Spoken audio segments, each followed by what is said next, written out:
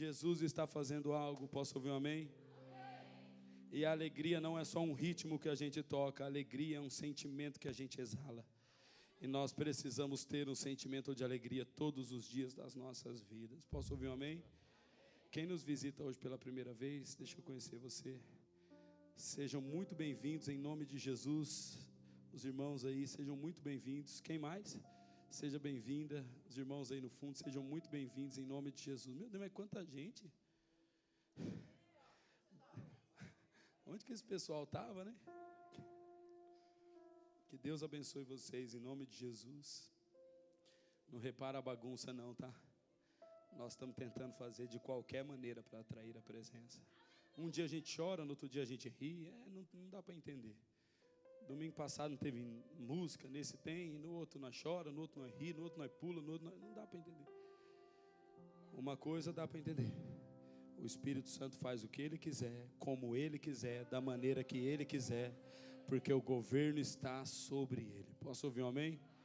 E Jesus quer instruir o nosso coração nessa manhã, porque quando você anda debaixo de instrução e conselho, você caminha debaixo de bênção, mesmo que os seus olhos estejam vendo o contrário. Quando você caminha debaixo da palavra de Deus e debaixo da instrução do Espírito Santo, obrigado, Jesus, você sempre vai caminhar em triunfo. Porque se na sua frente existe um vale de morte, e você recebe a instrução de Deus para caminhar por ele, cumpre-se a palavra que diz: ainda que você ande pelo vale da sombra da morte, você não precisa ter medo nenhum, porque a mão do Senhor, a vara e o cajado te consolam. Posso ouvir um amém?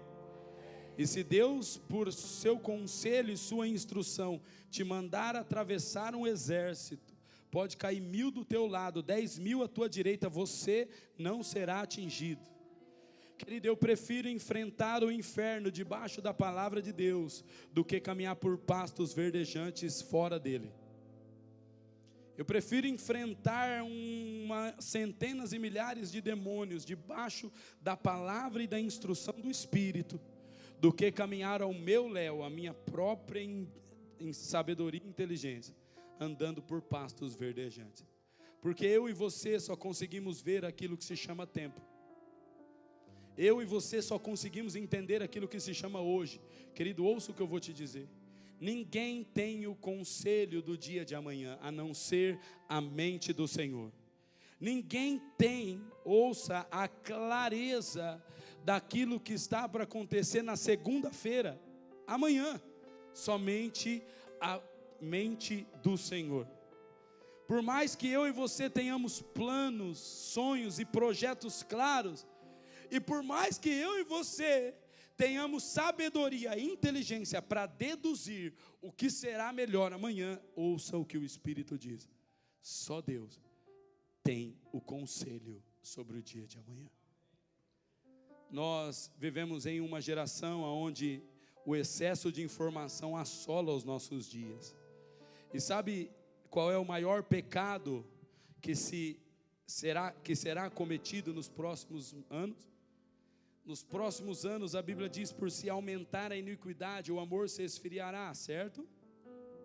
E eu consigo entender que a expressão da iniquidade é o que nós podemos ver aí na rua: a prostituição, o sexo ilícito, drogas ilícitas, mentira, falcatruas, sonegação de imposto, todas as obras humanas, ouça, que vai se tornando comum.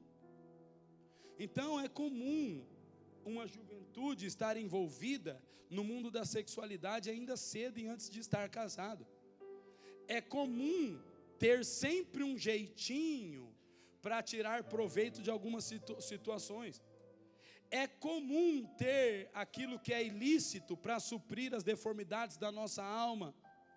Mas essas coisas não são a iniquidade. Essas coisas são a expressão dela.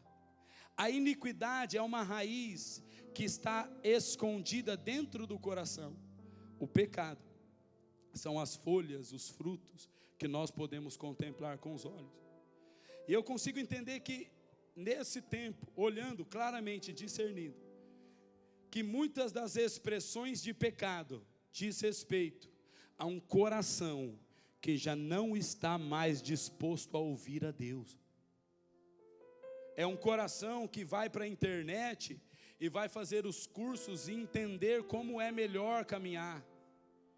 É uma geração que aprendeu a fazer a conta de 2 mais 2 e caminha por 4. É uma geração que é exata em seus cálculos e em seu entendimento. Então, espera aí, Deus. Nós vamos consultar ao Senhor no último caso, quando estiver no fundo do poço, quando já não tiver mais o que fazer, que o menino não respirar mais, nós vamos consultar ao Senhor para saber o que fazer. E ouça, e a dureza do nosso coração está promovendo um comportamento de pecado e iniquidade. Irmão, se existe uma palavra que pode definir esse livro, e a essência desse livro se chama obediência.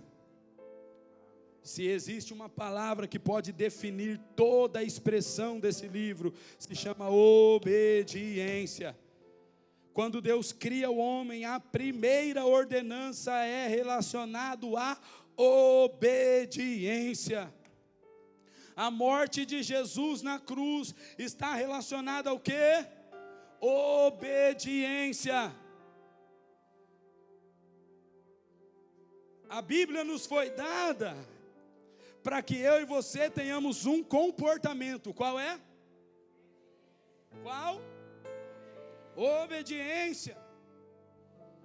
Então, se o espírito do mundo mudar em nós um único atributo, a obediência, um único atributo, a obediência, ele toma todo o nosso coração. Mudou um atributo, obediência, muda todo o nosso comportamento. Ouça, por isso que Deus colocou na terra instrumentos para nos servir de treinamento para a obediência. Você nasce tendo que obedecer os, você vai estudar tendo que obedecer os, você vai trabalhar tendo que obedecer os, você congrega tendo que obedecer os. Sempre Deus coloca instrumentos para treinar a nossa obediência. Ouça, em toda a nossa vida sempre vai ter um balizador para obedecer. Dentro de casa tem um balizador, pai, obediência. No trabalho tem um balizador, patrão. Na escola tem um balizador, professor. Na igreja tem um balizador, os pastores. Mas o espírito do mundo vai roubando a identidade, nós vamos perdendo esses balizadores. Então, se o patrão fala alto com você no trabalho e te pede algo que não foi combinado, espera aí. Isso é opressão. Vou pedir as contas, vou arrumar outro trabalho. Irmãos, para mim uma dádiva tão preciosa nesses dias, quer ver só? Quem aqui entre nós trabalha mais de 20 anos no mesmo lugar? Tem alguém? Levante suas mãos. 1, 2, quem mais? Trabalha no mesmo lugar, fazendo a mesma coisa. 3. Quem aqui trabalha mais de 10 anos no mesmo lugar? No mesmo lugar. 10. Agora seja sincero, quem aqui já trocou de trabalho mais de 2 vezes dentro de um ano? Levante a mão. Seja sincero. Dentro de um ano, já trocou de trabalho 2 vezes. Pode levantar a mão, não precisa ter vergonha não. Cadê a Patrícia? Minha irmã. Tícia. A Tícia em um ano ela trocou 6 vezes. Cadê a Tícia? 1 ano. Está assistindo aí, né, Tícia? Eu estou falando de você. Por quê? Só para que vá nos descaracterizando a postura de obedecer. Aí a gente troca de igreja, a gente ficou chateado que o pastor não cumprimentou, a gente troca de igreja. O pastor não ligou para a gente, não mandou mensagem, troca de igreja. Porque tudo nos condiciona, ouça, a sermos nós o centro. Então, se não me beneficia, eu não obedeço mais. Rapaz, na caminhada ministerial a gente vê tanto isso, né? O cara é um excelente discípulo, até você repreender, ele fala não. Aí o cara é uma bênção. Faz tudo o que você pede, ele faz. Aí o dia que ele fala, vamos fazer, aí você fala, não, você não. Quem vai fazer é o outro. Fiz tudo, dei minha vida por essa igreja. E na hora de receber, não fui eu, foi o outro. Por quê? Porque nós vamos sendo condicionados, preste atenção aqui em mim, a condicionar a nossa obediência ao nosso pleno prazer. Se não me beneficiar, eu não. Então eu vou mudando de trabalho, até encontrar um patrão que tudo que deixa eu fazer o que eu quiser, chegar a hora que eu quiser e sair a hora que eu quiser. Então eu vou mudando de trabalho, até encontrar uma igreja que o pastor vai me dar todas as oportunidades que eu quiser. Ouça, e até de família a gente troca, porque quando a gente tem 17, 18 anos, se o pai bater o pé com a gente arruma a mala e vai embora de casa. É assim, não é, irmãos? Estou falando alguma insanidade aqui? Quantos jovens você não conhece com 18 anos que vai embora de casa? Que quer morar sozinho? Por que ele quer morar sozinho? Porque o lugar de obediência para ele é cruel. Não, mas o meu pai é ruim, minha mãe é ruim. Não, na verdade nós que somos ruins não queremos obedecer se não nos beneficiar, querido. Na verdade está no nosso coração. Então nós vamos nos cercando de circunstâncias, ouça, que vai roubando a essência da obediência.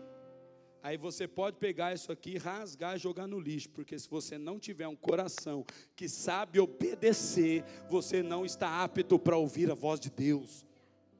Você não está apto. Para que é que Deus vai falar com você, se você não sabe obedecer? Para quê? Irmãos, Deus não é a rádio FM que você liga lá e pede e Ele fala o que você quer, não. Quando Deus fala, Ele estremece a terra. Quando Deus fala, Ele condiciona a uma criação tudo que saiu da boca dEle. Se Deus fala, Ele constrói, Ele cria, Ele executa. Então Deus vai falar com alguém que vai falar, deixa eu ver se é de Deus. Meu amigo, Deus não tem que provar nada para ninguém. Ele é Deus. Ele é Deus. Ai, meu Deus do céu. Posso ouvir um amém? Amém. Ele é Deus. E quando nós entendemos isso, hoje, ouça, eu sinto o Espírito Santo trazendo sobre nós. Por isso que houve um ambiente de muita alegria aqui. Ouça, quem tem ouvidos para ouvir, ouça.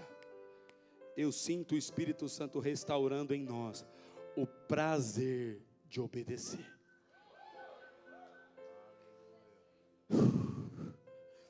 Irmãos, a obediência é um lugar tão seguro. Tão seguro, porque você está caminhando e você recebe uma palavra e fala, vai por aqui. Aí você olha e fala, mas aos meus olhos, ao meu racional, esse caminho não é bom não. E alguém diz, mas vai por aqui. Então você fala, tá bom, então eu vou caminhar por obedir. E quando você caminha, aquilo que era treva se converte em luz. O que era maldição se converte em bênção. O que estava torto se endireita. Porque você está caminhando debaixo de um princípio de Deus. A obediência. Não, mas o meu pai é corrupto e ele está me dando uma ordem. Eu sei muito mais que ele, sim. Mas se a ordem que o teu pai está te dando não aflige os atributos de Deus, caminhe por ela. Caminhe por ela. Não, mas o meu pai nem sabe o que ele está falando. Não importa. Deus sabe o que você está caminhando. Deus sabe em qual princípio você está andando. Mas o meu pai nem sabe o que está falando, mas Deus sabe qual é a disposição do teu coração, cara. Ouça, deixa eu falar uma coisa para você. Existem pessoas que hoje, depois de 10 anos, estão capengando na vida, porque disseram não ao conselho dos pais, caminharam segundo o seu próprio intelecto, achando que era o melhor da vida, mas se tivesse andado pelo caminho do pai, tinha ido mais rápido, tinha prosperado mais rápido, estava mais forte e ia vivendo a plenitude hoje. É verdade, alguém aqui precisa se arrepender disso. Não, vou por aqui, pai, aqui eu já fiz a conta, pai. Aqui 2 mais 2 dá 4, pai, eu já sei. E o pai falou, filho, vai por... Pai, mas aqui só tem espinhos e abrolhos. Aqui o pasto é verdejante, filho, mas vai por aqui. Aí você caminha pelos pastos verdejantes e lá na frente encontra um terreno de espinhos e abrolhos. Sendo que se você tivesse caminhado pelos espinhos e abrolhos, hoje você estaria andando por pastos verdejantes. Jovens, escute, ouçam os vossos pais, mesmo que custe a sua vida. Homens, mulheres, ouçam os vossos pais, mesmo que custe a vossa vida. Ouçam os vossos professores, ouçam os patrões, ouçam os pastores, ouçam os líderes, ouçam as autoridades. Por quê? Porque isso molda o seu coração a um comportamento de obediência. E Deus encontra um portal para falar. Alguém está entendendo? Nós precisamos voltar a esse sentimento. E a gente entende que o pai é só um amigo, o professor é só um amigo, o pastor é só um amigo, o pai espiritual é só um amigo, e a gente não serve para aconselhar, irmãos. Quando Deus nos dá autoridade, Deus nos dá a capacidade. Ouça, quando Deus nos dá a autoridade, Deus nos dá a capacidade. Junto com toda a autoridade está a capacidade para ver além daquilo que os olhos estão vendo. Ouçam as autoridades. Posso ouvir um amém? Eu entendo que nesses dias, Jesus está levantando homens e mulheres aqui, que vão caminhar seguro. Alguém aqui sabe o que vai acontecer amanhã, 10 horas da manhã? Não? Alguém aqui sabe o que vai acontecer amanhã? Depois da manhã? Não. Dentro dos nossos planos existe uma sugestão, mas só Deus sabe o que vai acontecer. Por isso a Bíblia nos adverte: não dizeis amanhã faremos isso ou aquilo, antes dizeis, se Deus quiser, faremos isso ou aquilo. Posso ouvir um amém? Abra sua Bíblia comigo, querido, no livro de 1 Samuel, capítulo 3.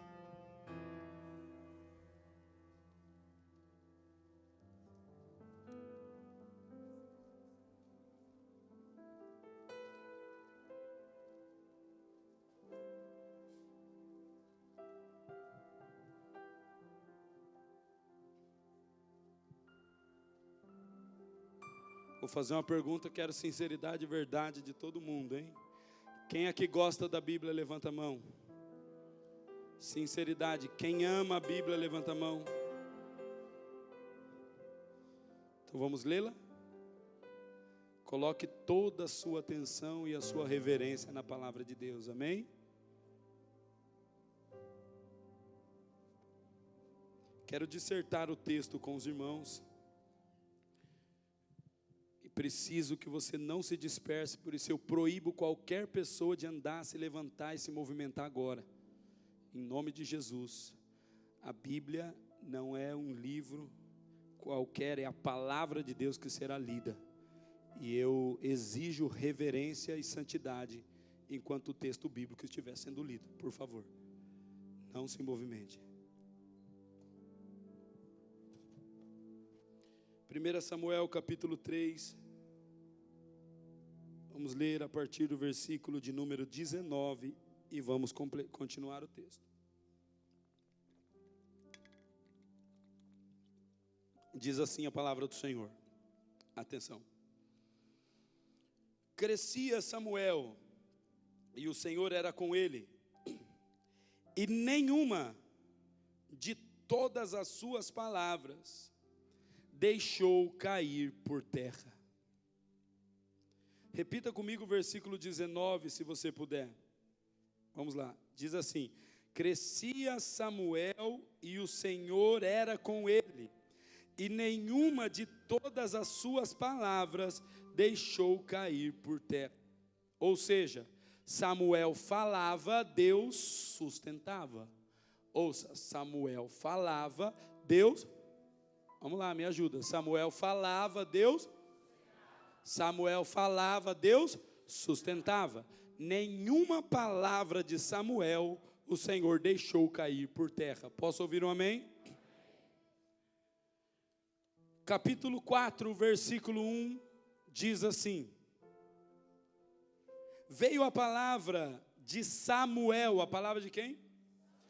a todo o Israel. A palavra de quem? Samuel falava e Deus? Vamos lá. Israel saiu a peleja contra os filisteus e se acampou junto a Ebenezer. E os filisteus se acamparam junto a Afeca. Dispuseram-se os filisteus em ordem de batalha para sair ao encontro de Israel. E travada a peleja, Israel foi o quê? Foi derrotado pelos filisteus. E estes mataram no campo aberto cerca de 4.000 homens. Voltando o povo ao arraial, disseram aos anciões de Israel: por que nos feriu o Senhor hoje diante dos filisteus? Tragam-nos de Siló a arca da aliança do Senhor, para que venha no meio de nós e nos livre das mãos de nossos inimigos. Mandou, pois, o povo trazer de Siló a arca do Senhor dos exércitos, entronizado entre os querubins, e 2 filhos de Eli, Ofni e Finéias, estavam ali com a arca da aliança de Deus. Continua. Sucedeu que, vindo a arca da aliança do Senhor ao arraial, rompeu todo Israel em grandes brados, e ressoou a terra. Ouvindo os filisteus a voz do júbilo, disseram: que voz de grande júbilo é este no arraial dos hebreus?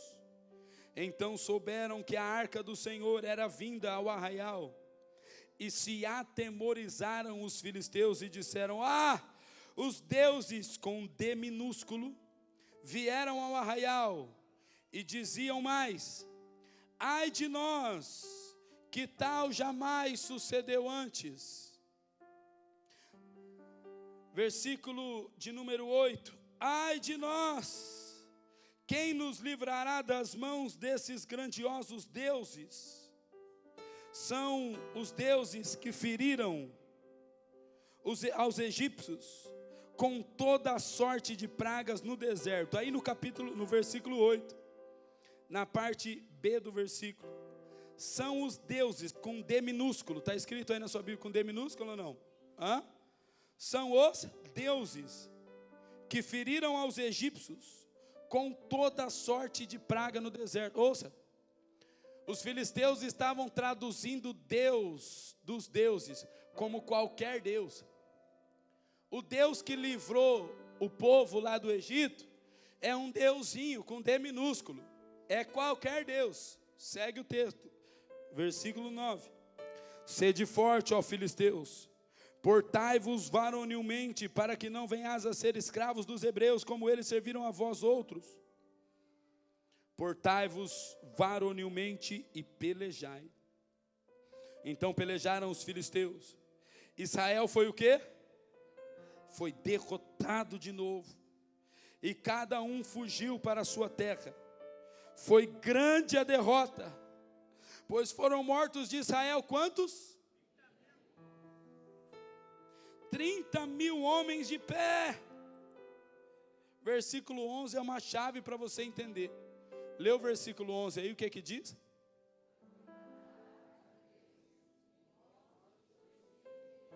Foi tomada a arca de Deus. Segue o texto agora no capítulo 5 e o versículo 1. Capítulo 5, a partir do versículo 1 diz: os filisteus tomaram a arca de Deus e a levaram de Ebenezer a Asdod. Tomaram os filisteus a arca de Deus e a meteram na casa de Dagom.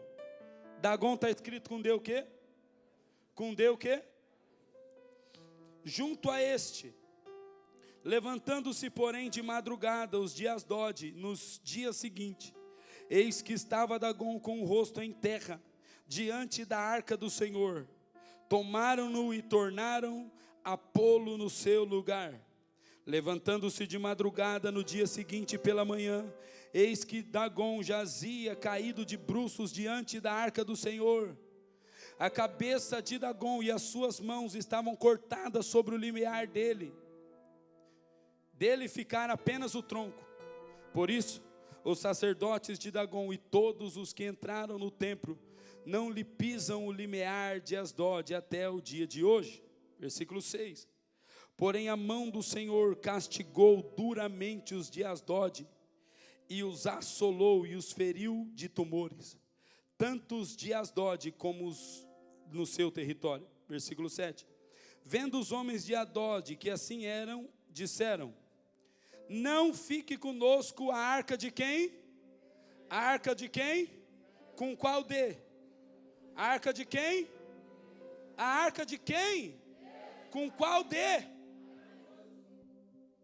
Não fique conosco a arca do Deus de Israel, pois a sua mão é dura sobre nós e sobre Dagom, nosso, com D o quê?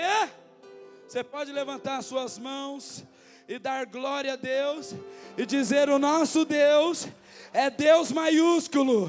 Você pode dizer: Dagom é Deus minúsculo. Aleluia!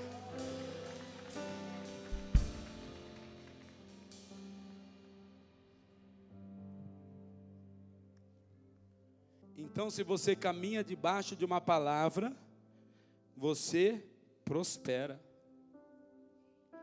Então, se você caminha debaixo de obediência, você... Me ajuda, querido, você precisa receber essa palavra. Eu sei que alguns têm dificuldade até para ouvir, quanto mais para obedecer. Mas se você ouvir e obedecer, tenho certeza que você vai sair daqui hoje, olha aqui para mim, com uma patente de autoridade sobre a tua vida. Então, quem tem ouvidos para ouvir, ouça. Então, se eu caminho debaixo de uma palavra, eu prospero. Se eu obedeço os meus líderes, as autoridades, eu vou prosperar. Então, se eu caminho debaixo de autoridade, Deus pode converter a maldição em bênção. É isso? E nenhuma palavra de Samuel caía por terra. E Samuel chama o povo e fala assim: ei, vamos para a batalha. E o povo confiava na palavra de quem? Porque todo o povo já sabia que Samuel tinha sido confirmado como profeta. Então eles se reúnem, pegam as armas, eles estavam confiantes me ajuda, na palavra de Samuel. E eles pegam as armas, e eles vão para o combate. E quando chega no combate, o que acontece? Eles são derrotados. E aí? Eles voltam questionando a palavra e dizem assim: chama os filisteus. Eles chamam os anciãos. E eles procuram os anciãos e dizem: ei, por que é que fomos derrotados? O que aconteceu? Agora, na segunda vez, nós vamos agora atrair o que para nós? Agora nós vamos recorrer a quem? Na segunda vez, olha aqui, preste atenção. Na segunda vez, agora, vamos recorrer à presença. Traz a arca para o nosso meio. E vamos para a batalha. Isso é um reflexo claro dos nossos dias. Irmãos, não importa a palavra que você receba, o que importa é o quanto da presença você carrega. A palavra que você recebeu, você recebe uma palavra do seu pai, da sua mãe, dos seus líderes, da autoridade, e você fala assim: cara, eu tenho uma palavra, mas se você não tiver a presença, nada adianta. Se você não tiver a presença, você vai caminhar pela palavra e não vai saber para onde ir. É por isso que algumas pessoas começaram a questionar a palavra e não se submetem a mais às autoridades. Por quê? Ouça. Porque a palavra de obediência não pode omitir a busca pela presença de Deus. A palavra de obediência não pode omitir o nosso comportamento. Se assim fosse, os nossos pais seriam gurus e não pais. As nossas autoridades seriam gurus e não autoridade. Ouça, eu quero que você aprenda um princípio nessa manhã aqui. Diga: toda palavra precisa estar empossada da presença. Irmão, se você entender isso nessa manhã, se você caminha com a arca tomada no teu peito com a presença de Deus sobre a tua vida. Ouça, tudo o que você precisa é de uma palavra. Mas nós fomos sendo condicionados a lutar segundo as nossas armas, com a força dos nossos braços. Sabe por quê? Porque o produto que mais vende hoje em dia se chama informação. Quer ganhar dinheiro? Faz um curso de como acender o fogão. Põe lá na internet, você vai ver como que você não ganha dinheiro. Como encher um pneu de bicicleta? Faz um curso. 4 aulas de como encher um pneu de bicicleta. Coloca no site para vender, faz uma boa divulgação, com bastante pirofagia de cor assim, e você vende. Vai ter gente que vai comprar, de como encher o pneu da bicicleta, você vai ver. Por quê? Porque nós estamos doentes, condicionados à informação. Todo mundo aqui sabe um pouquinho de tudo. A gente sabe um pouquinho de nutrição, a gente sabe um pouquinho de exercício físico, a gente sabe um pouquinho de tudo. Todo mundo sabe um pouquinho de tudo. Então, quando existe uma guerra, a gente vai caminhar com ela primeiro com a força do nosso braço. Aí a gente tem um desafio. A primeira coisa que você vai fazer é procurar o agiota, vai fazer empréstimo no banco, vai correr atrás das pessoas, vai fazer o que tem que fazer. E depois que quebra a cara, vai lá na igreja, atrás dos anciãos, atrás dos pastores, pede oração. Você ora por mim, porque está tudo dando errado. E agora eu preciso trazer a presença para perto de mim. Igreja do Senhor Jesus, por favor. O apelo à presença de Deus não pode ser a segunda opção. Recorrer à oração não pode ser a segunda opção, igreja. Deve ser a segunda opção para o mundo, porque o mundo precisa quebrar a cara primeiro, para poder valorizar a presença de Deus. E o ímpio precisa estar no fundo do poço, quebrar a cara, para que ele possa valorizar a presença de Deus. Mas os filhos, tudo vai precisar dar errado na sua vida, cara. Você vai acordar quando? Você vai precisar perder a saúde, vai precisar perder a sanidade mental, vai precisar perder a família, vai precisar se endividar, vai precisar perder a empresa, perder o ministério, promover escândalo, para que você possa se quebrantar e procurar a presença. Fala assim: Senhor, eu preciso de você. Deus, Jesus está falando com alguém aqui, cara. Em nome de Jesus, desce agora do pilar da tua soberba. Desce agora do pilar da tua soberba. Em nome de Jesus. Desce agora, diz o Senhor, do pilar da tua soberba. Vai para a presença, prostra o teu rosto no pó e diga: se o Senhor não for comigo, não me faça sair desse lugar. E alguém traz para você na mesa e fala: não, deixa Deus quieto no canto dele, está tudo certo. Olha aqui, é 2 mais 2, o resultado é 4, está tudo certo. Você fala: bom, foi Deus que abriu a porta, está tudo certo, vamos para cima.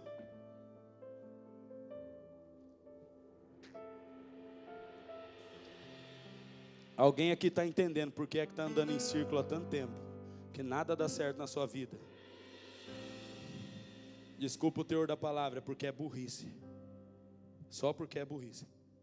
Porque se eu tenho o dono de toda a ciência do meu lado, um véu rasgadinho para mim entrar, uma mesa posta com pão e vinho, cara, por que é que eu não acesso esse lugar? Não, é questão de inteligência, querido. Não é questão de demônio, não, é questão de burrice. Cara, a mesa está posta. Jesus rasgou o véu, derramou o sangue e falou: filho, ei, pobre, rico, forte ou fraco, santo ou moribundo, entre na minha presença. Entre na minha presença.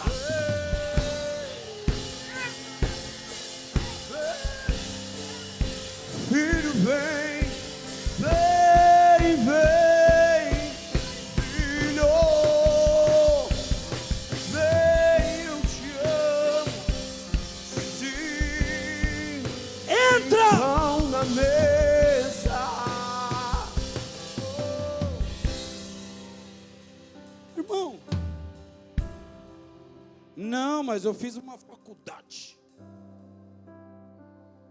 Eu comprei um curso no Hotmart.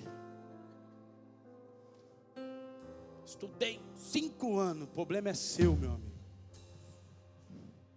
Toda sabedoria e ciência, todo o saber está contido em uma pessoa, e essa pessoa está disposta a olhar nos teus olhos, e quando ele olhar nos teus olhos, ele vai transferir a sabedoria, a inteligência e a ciência para dentro de você.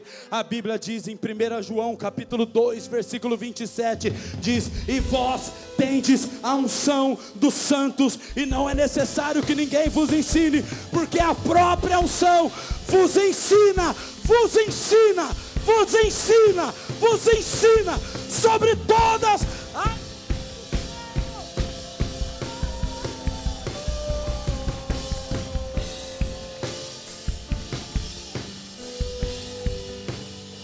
Vamos se divertir aqui hoje, é ou não é, Douguinha? É ou não é, filho? Você está entendendo? É só acessar. Esse acesso, ele transfere para você a segurança, a sabedoria, o conselho. Mas não, a gente quer ir primeiro sem a presença. Primeiro a gente vai do nosso jeito. Aí depois que quebra a cara, aí vai procurar o pastor, ora por mim. E o pior ainda é quando quer transicionar a responsabilidade, a consequência para o pastor. Pastor, você ajuda eu a resolver? Eu falo, não, eu não ajudei você a entrar. A pessoa vai e fala o que quer. E depois falou, pastor, toma. Aí tem, o doutor Marco me ensinou um negócio. Quem fala o Mateus é que cuida do Mateus. Como que é, Marco? Quem pariu o Mateus, como é? Que balança o Mateus aí. Deixa o Mateus quieto no canto dele. Entende? A pessoa vai e faz o que quer do jeito que quer. Aí depois fala, pastor Edson, o que eu posso fazer agora? Chora. Agora você pode chorar.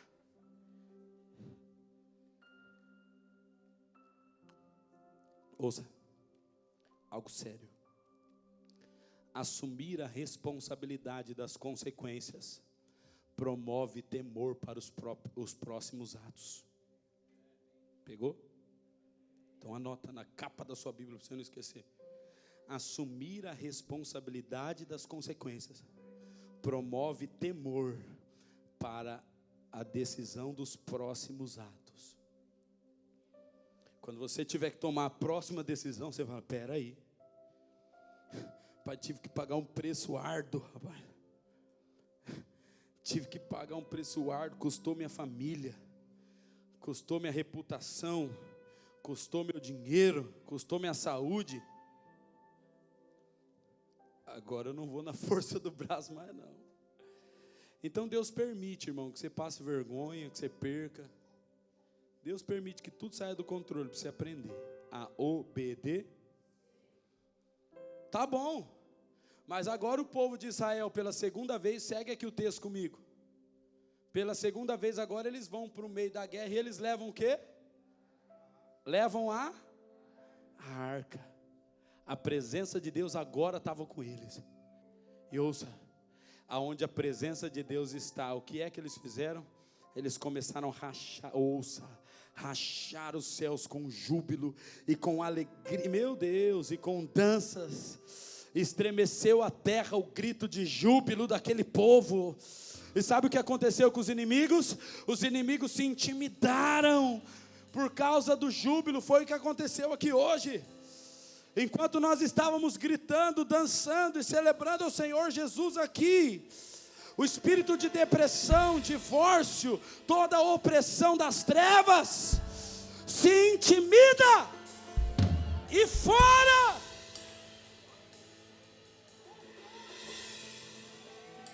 Porque o povo de Deus é violento quando a presença está no meio. E nós vence no grito, meu. E é no grito de alegria e de júbilo. Ouça. Aqui foi a vitória do povo de Israel.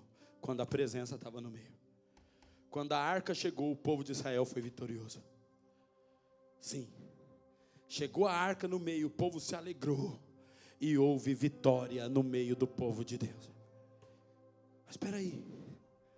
o texto diz que 30 mil homens morreram e que a arca foi tomada pelos filisteus. Como assim o povo teve vitória com a presença, sendo que a presença promoveu morte? Como assim? Ouça em nome de Jesus. A presença no meio do povo, houve matança de 30 mil homens, mas ouça, a presença de Deus foi tomada, foi levada a um lugar mais alto e colocada face a face com o maior principado daqueles dias, chamado Dagom. Dagom era um Deus com D maiúsculo, e Deus era um Deus com D minúsculo. E agora Deus sai de cena do meio dos exércitos, e Deus entra em um duelo. Deus vai para dentro de um templo, um cenário fechado, é colocado face a face com o maior principado daqueles dias. E quando Deus se manifesta ali, ouça, o principado se prostra, ele cai de bruço. Quando o povo chega, quando o povo de Asdod chega, Dagom está prostrado diante da presença de Deus. Eles falam, não pode ser. Levanta Dagom e fala, Dagom, você não pode se prostrar diante de ninguém, você é Deus. E eles vão embora. E quando eles chegam, ouça! E quando eles chegam no outro dia, Dagom não está mais só prostrado, Dagom já perdeu a cabeça, a autoridade, e perdeu as mãos, a operação.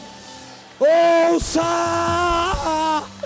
Essa guerra não era guerra de exército, era guerra de deuses.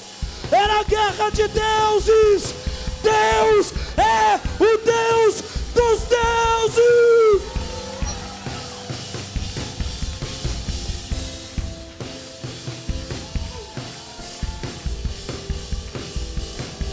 Ouça! Não era guerra de exército, queridos, era guerra de deuses.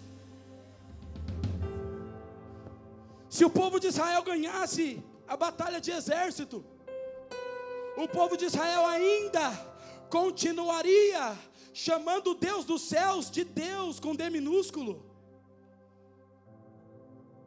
Se o exército de Israel vencesse aquela batalha, os povos de Asdod ainda continuaria tendo Deus como qualquer Deus. Ouça, eu preciso que você entenda isso nessa manhã. Deus fala assim, presta atenção. Deus diz assim, ouça isso em nome de Jesus. Não quero que ninguém fique se movimentando agora, preste atenção aqui. Quando a gente começa a entrar em batalha espiritual na hora da palavra, irmão, parece que dá uma piniqueira para as pessoas se mexer. Porque se você for roubado da revelação, você não pega a autoridade. Então presta atenção na revelação. Agora a presença de Deus está no meio, não está? E quem tem a soberania é a presença de Deus. Deus fala, vocês estão dispostos a morrer para que eu acesse lugares de principados e potestades? Vocês estão dispostos a morrer, a perder a sua vida? Vocês estão dispostos a tomar a sua cruz? Estão dispostos a renunciar os seus prazeres, as suas vontades, para que eu possa acessar lugares de principados e potestades? Irmãos, nenhum homem que não perde a sua vida pode exercer a autoridade no nome de Jesus. Entenda isso.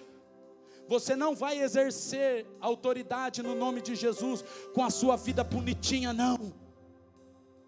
Ouça, o reino espiritual reconhece um perfume, é cheiro de sangue. E quando você diz, em nome de Jesus, os demônios não tem cheiro de sangue. Vai pedir oração para o pastor, vai?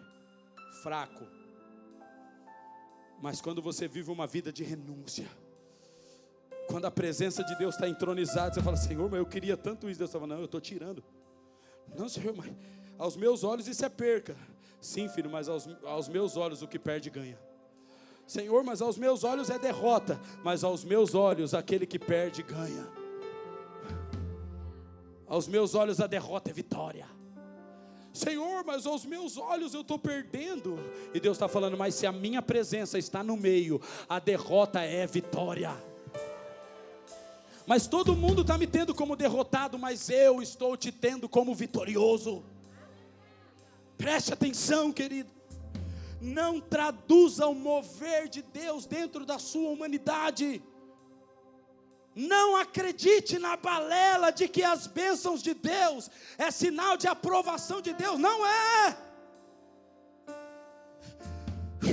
Senão não posso olhar para o amor da minha vida e chamar ele de vitorioso. Como é que esse homem venceu? Pelado, nu, exposto diante de uma cruz, sendo tido como malfeitor. Isso é vitória. Enquanto todo mundo chamava o meu Senhor de derrotado, os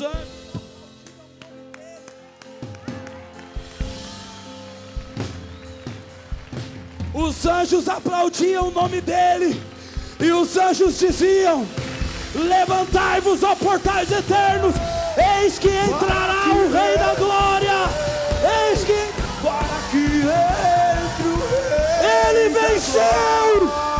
Ele venceu, para que entre o Rei, para que entre o Rei Jesus. Aos olhos dos homens ele estava morto, mas aos olhos de Deus ele estava vencendo.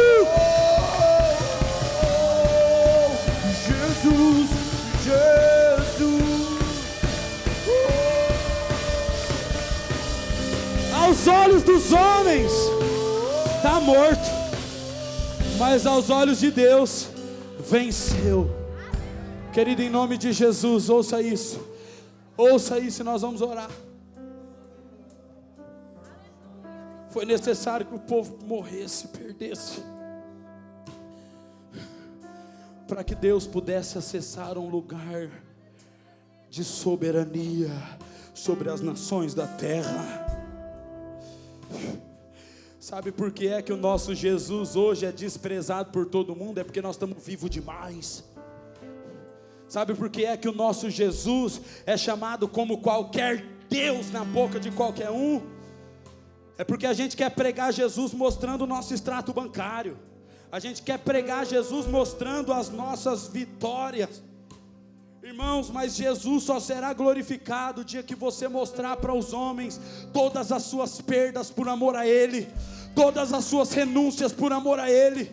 Mostre as suas cicatrizes por amor a Ele. E aí você vai dizer: se eu não tivesse certeza que Ele está vivo, você acha que eu sangraria desse jeito? E alguém dirá: é verdade, só o Senhor é Deus.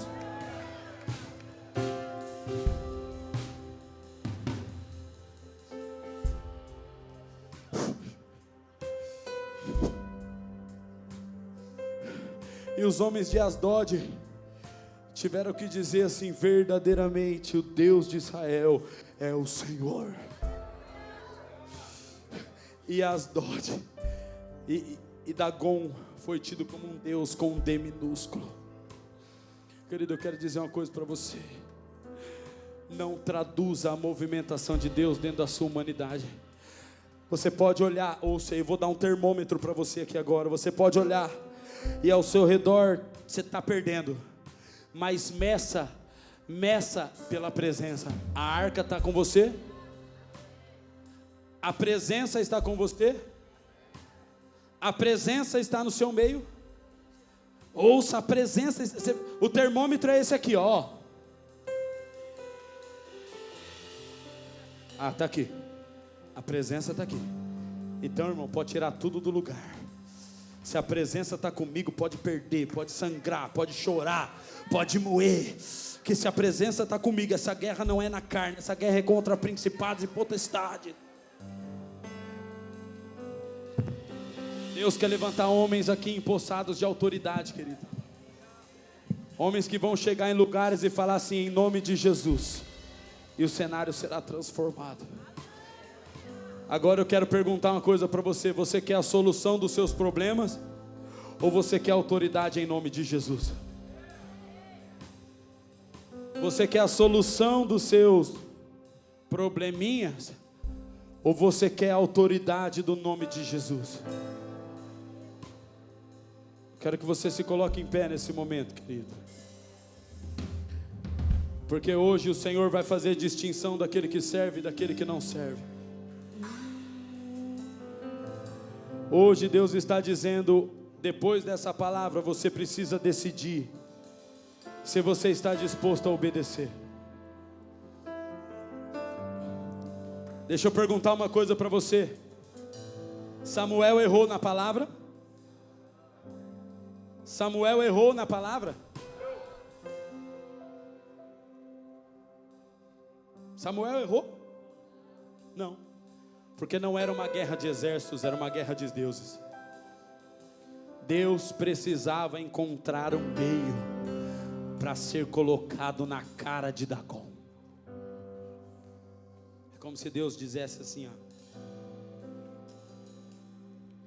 eu vou mostrar para eles quem é o Deus com D maiúsculo. Vai, Samuel, manda o povo para a guerra. O povo vai para a guerra. Quem são os valentes que vão dar a vida, vão derramar o sangue para que eu possa ser tomado? Aí os 30 mil morrem, 30 mil mártires, 30 mil homens devotos. Sabe por que esses homens morreram? Me responde por que na primeira batalha só morreu 4 mil, Cauê? E na segunda batalha morreram 30, por quê? Por quê? Porque o povo de Israel era devoto. A arca estava ali. Morreram 4 mil, eles vazaram. Mas quando começou a morrer o povo e a arca estava ali, eles começaram a cercar a arca, irmão. Eu imagino o tanto de sangue que foi derramado em cima daquela arca. Que aqueles homens pulavam na frente da arca e não vai tomar não. E não vai levar a presença não. Eu imagino aqueles homens pulando na frente da arca. Eu imagino mulheres saindo das suas tendas e pulando na frente da arca. Eu imagino aquele povo pulando na frente da arca. Sem a arca, irmão, sem a presença, ninguém está disposto a morrer, mas pela presença. Mas pela presença de Deus.